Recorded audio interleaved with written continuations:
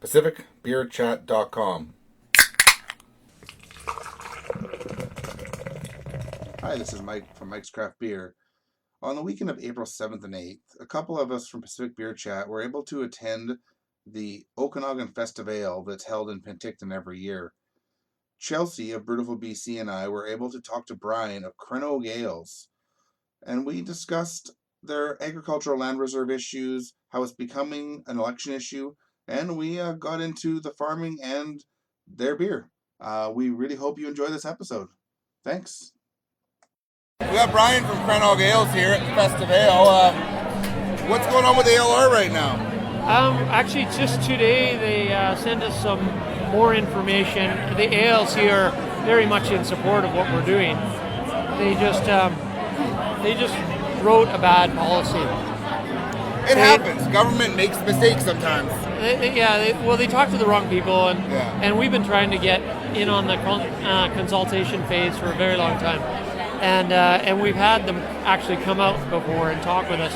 In fact, they rubber stamped us when we first put this together. So they're very much they were kind of out of their depth as far as what was being done on industrial or light industry that happens on farmland. Yeah. And quite frankly, we are really in support of the ALC and the Agricultural Land Reserve. We just want to make sure it's strengthened because they have to write it right first off, and then also they have to make sure that breweries can be responsible for industry sprawl big time.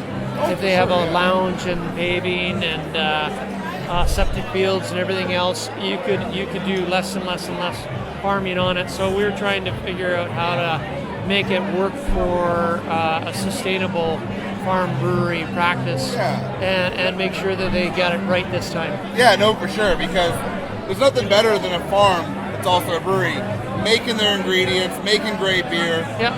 Don't want to fuck with that at all. Exactly. You know?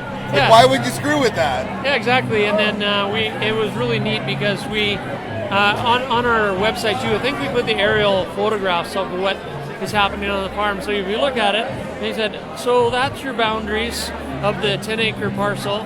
What is not being farmed on there? It's everything. Yeah, it is. And, and it's sustainable, and we have a zero growth. We have a zero growth cap strategy, so we want to make sure that when people set up, that it just doesn't become a viewing port for a farm. Yeah, for sure. Yeah. Yeah. So they basically told us, look, why are you even concerned? You guys are essentially grandfathered in. And he says, well, because we don't want other people to come along and take away necessary farmland, especially since south of the border, what's all happening there. I mean, the guy could throw a tantrum and he could say, okay, Canadians, no more Californian food. We better have enough farmland to grow our own food. Yeah, oh yeah. Because we currently don't grow enough for ourselves. Yeah. We don't. Exactly. And it's obvious. Just look at the grocery store, right? Yeah.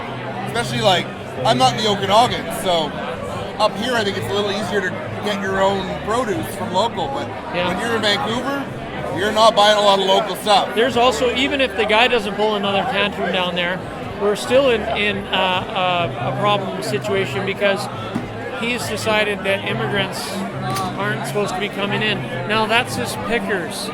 That's all the people who harvest all the food. If he decides to restrict all that, basically Americans are going to have a hard time feeding themselves as well. Oh God, yeah. It's already happened down south. Yeah. As soon as the policy started happening, they all scattered, and there's no one picking the food and it's rotting on the vine, right? Yep, that's right. That's right. That's a big problem. So yeah, we got to protect it, and we got to build it, and we got to show people. It's a really great example. They don't have ALR land like in Ontario, only just in BC. So we actually should make more of that kind of idea happen. I agree, totally. Yeah. So are you guys finding, because I think the last thing I heard was that there was a meeting with the minister, and he didn't sound really connected with what was actually happening, and he sounded like he was kind of pushing it off a little bit. So do you feel a little bit like you're being heard now, or is it still this challenge of making people see what's actually happening? Well, the ALC are really not an obstacle as far as we can see. The minister who sets those laws, he's doing the doing the election game, basically. They don't want to take on anything, and they won't even commit to say, well, if you guys get in, will you have somebody following up on this and taking this on? But they don't even want to go that far. It's That's unfortunate. Yeah, it is unfortunate, and it's not a huge thing. It just has to be rewritten well. Yeah. That's all it is. And I mean, we should protect ALR land. Yeah.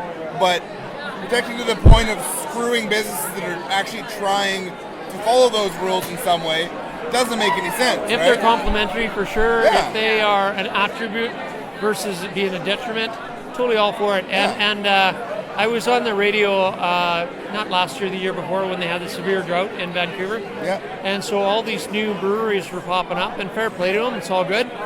But no one had a water conservation thing going on there, and I was being interviewed about that kind of thing. And I said, it's just terrible that they didn't take an opportunity to actually do that, because we, like ourselves, we do 2-to-1 basically product to water ratio, and a lot of the industry standard is 5 or 7-to-1, and it's easy. It's a really easy thing to actually fix. And I know there's a lot of places that are trying to get better at that, and they're working at it. Yeah, and they've been talking to us as well. So, you guys are leaders. And not just in BC either, like the whole West Coast especially is working hard at trying to be better at conservation. That's a good news story for sure. Oh God, yeah. And I mean, the West Coast is great at beer too, so it's even better, right? Yep, I think so too. Make good beer with less water. Why not? So say, the thing for me is living in the Okanagan, and we have wineries that have access to ALR land. We have cideries that have access to ALR land. Golf courses. How the fuck does that make sense? A brewery that looks like Crannóg should be on ALR land, right? Like, to me, that makes more sense. I see wineries that don't look like that. I see a lot of businesses that don't look like that. And we have an issue in Fraser Valley of like Airbnb on ALR land with 10 blueberry bushes. Like, if they're going to crack down, let's be real about who's being cracked down upon and who we're using as an example for what we should be doing. I want to see, I guess, that not only just the rules change to allow that places like Crannóg are operating, but also that we start to teach people this is what is good about ALR, this is what is not good about ALR, because we use those rules, but then outside of those rules, it's kind of like do whatever you want. It should be more about the lifestyle, not just about the rules, I guess. And then if you're in Metro Vancouver, they're selling the friggin' ALR land off like crazy and monster for houses condos. Are going on there. Like, why are we getting pissy about land that's being used for farming? But then we can sell it to a condo developer, which is good for my personal business. But why are we doing that, and then we're getting pissy at people that are trying to follow the rules and do good things with their land? Doesn't make sense. It's kind of the right-wing individuals will not want to pay any kind of taxes whatsoever. So if they're the same people who are expansionists in their views and everything, as far as they don't know when to say enough is enough, and they just have to keep on doing. When we look at the recession idea, he says, 2% growth, that's a lot. Say, it is, be happy. It's all good. When we hear the numbers that, the economy has rebounded, we're getting so much more GDP or whatever, and just completely going through the roof growth. I don't necessarily agree with that.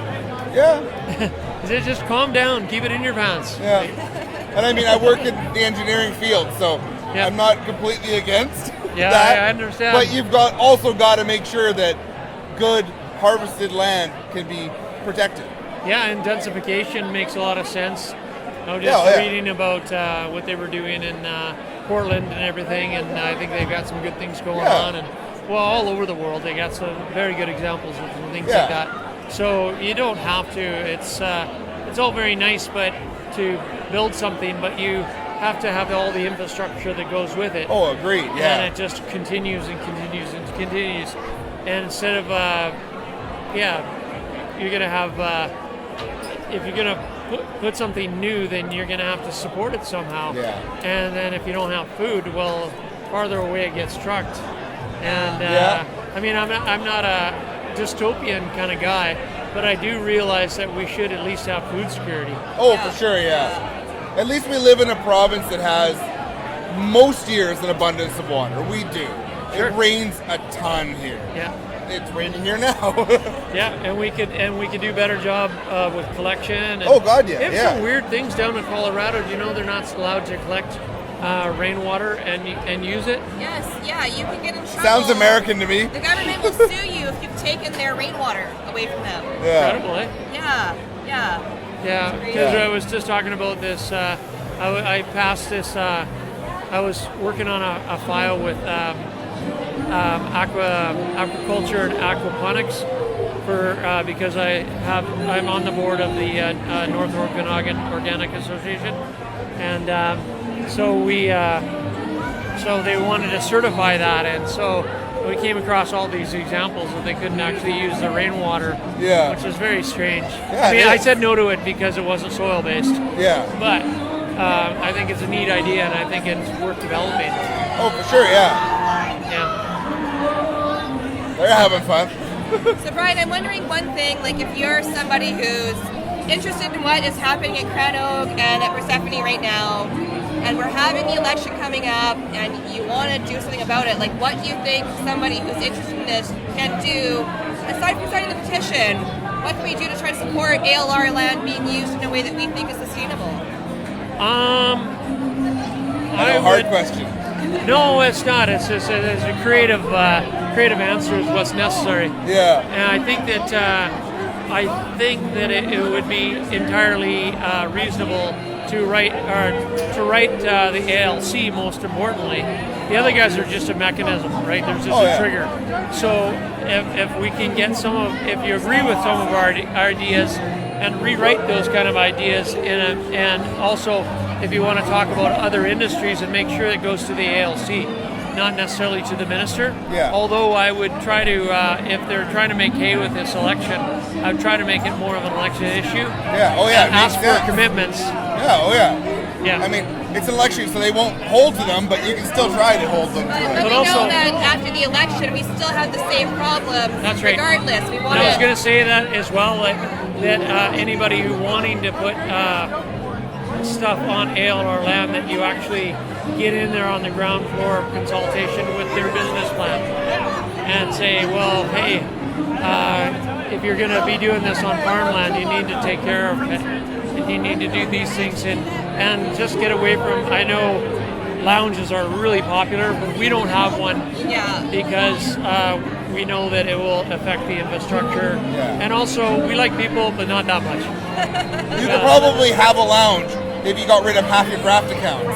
Yeah. Basically, right? You'd have to pull back. You have to, it's got to go somewhere. And also, too, it's not really the same kind of thing. We're a working farm, so you don't have people walking around bumping into electric fences and getting their parts chewed off by the pigs or something. Yeah, exactly. You don't want that. Yeah. So, like, we do tours, and that's I've been on a tour before. I love the tour, And everybody stays on the pathway, hopefully. Yeah. And I mean, you mentioned it earlier, but I love the fact that you're using the system that was in the first brew pub basically Canada after Prohibition.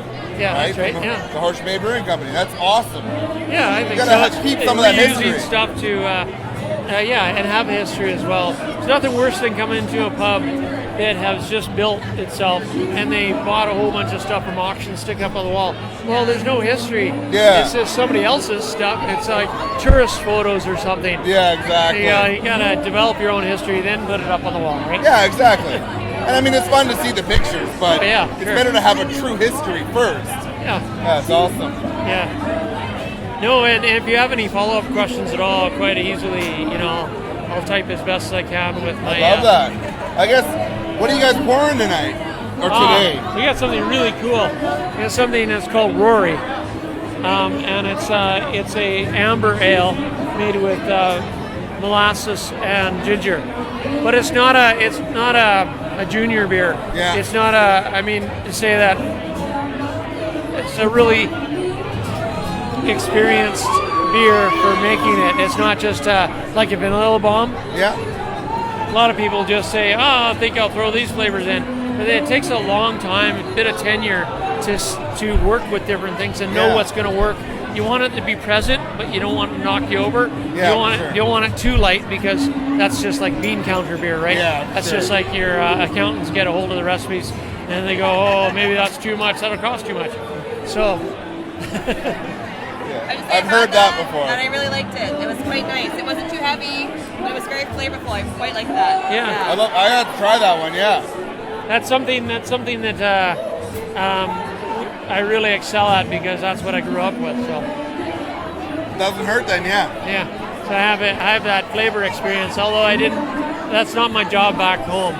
But when I came here, that's when we started really brewing. So. Awesome.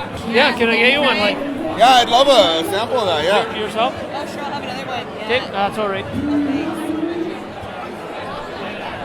Go back to the batteries. Yeah. They're thirsty. Yeah. Have you been? You've been there then, right? Oh, yeah. I had Scott and I went and we did a tour and interviewed them about the hop farm. I just love talking to Rebecca because their philosophy is, it's not just with their beer, but they're doing Way it. Their different, philosophy is so it's like mind expanding. Yeah. I love it. It's like wow. So I went to the hop farm in Canada, Hops Canada, with Joey, who's got this like big vision but very commercialized. And I talked to Rebecca and like what she had to say about that, it was nice. She's not bashing it, but she's just like, this is why we don't do that. That's how you gave it to me. Perfect. Thank you, Brian. All right, thank you. Well, I hope we can come up and see you guys again this summer. Yeah. Scott and I came, I don't know if you remember, we came last summer and I interviewed about the hops, so. Okay. I'm Brian, by the way. Yeah. Right. This is really tasty. Yeah, I think so. I think it worked out pretty good. Is that the Gales one with the potatoes, or what is that? This is a Rory. Oh, okay. Yeah, it's a beer that I have not had yet from you guys. Yeah, it's kind of nice because every month we have this program now, do a new seasonal or a repeated seasonal, but every month I try to do one. And so the last one we went through that people really wanted me to keep on making it all year round was something called Wobbly Toddler, and it's a red milk ale. Yeah. It's really amazing. It sounds awesome. Yeah.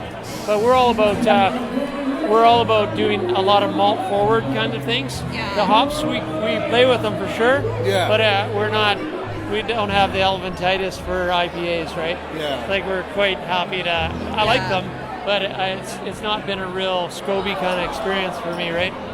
Yeah. No, it's not for everyone, right? Yeah. I mean, You're doing your own thing on the farm, like these like IPAs that like blow up and then the next one comes up. You can't like replant your hop field 5 times a year. You have to do what you're doing already, and it's a little bit more of a slow growth thing, but it's more sustainable, I guess, in that sense too, right? Yeah. Yeah. And we're really happy about it. I don't know if you know about our sockeye ale. yep. But that's really taken off. Like the hop itself is really quite unique, and really enjoy that hop. Yeah, no, it's good. So I'm going to be doing more of that. I'm planting out a little bit more and getting rid of some of the old standards that people use, and getting some really interesting one. We're working with a Fraser Valley farm, and they're supplying us with certified organic plugs that we're basically selling, brokering to other people as well as cashmere, things like that, you know. That's awesome. I know my favorite beer is still the Gales Blood Potato Ale from you guys. Yeah, it's pretty good. Love that beer. That's off and So on much becomes fun. our favorite, yeah. Yeah, I think it works really well. Big fan of you guys. Yeah. I mean, I understand why I can't get it as often as I'd like. I wish I could get it more often, but Well, just keep in touch with us, and if Oh, we yeah. make a trip down, we'll bring some with. that'd be awesome. Yeah. Okay. Cheers. Thank Yeah, you very no trouble. much. Thanks to you guys. You guys Thanks, take Brian. care. Cheers. I'll see you, I'm sure, in a few months. Good to meet you as well. I hope you've enjoyed this episode of Pacific Beer Chat. To follow the podcast, search for us on iTunes, Google Play Music, Stitcher, and or YouTube. If you've enjoyed us, we'd also appreciate you leaving a review or a comment. Thanks.